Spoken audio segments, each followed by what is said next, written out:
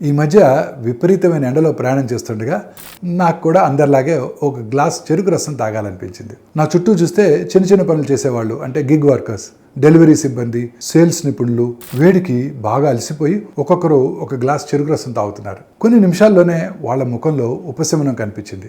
వేసవిలో చెరుకు రసం ఉపశమనమా లేక ప్రమాదమా ఇవాళ మనం తెలుసుకుందాం.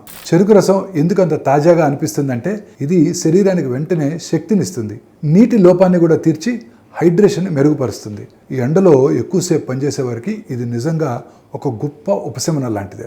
చాలా చోట్ల దీనిలో కొంచెం నిమ్మరసం, అల్లం కూడా కలుపుతూ ఉంటారు. ఇది రుచికే కాదు, ఆరోగ్యానికి కూడా మంచిది.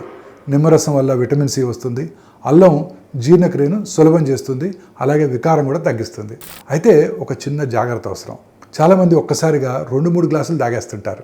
ఇదే అసలైన సమస్య. ఎందుకంటే చెరుకు రసంలో సహజమైన చక్కెర ఎక్కువగా ఉంటుంది. అది ఎక్కువైతే రక్తంలో చక్కెర స్థాయి కూడా పెరుగుతుంది. అందువలన అదనపు క్యాలరీలు శరీరంలో నిల్వ అవుతాయి. మరొక ముఖ్యమైన విషయం ఏంటంటే శుభ్రత కూడా జాగ్రత్తగా చూసుకోవాలి, లేకపోతే ఇన్ఫెక్షన్స్ వచ్చే ప్రమాదం ఉంటుంది.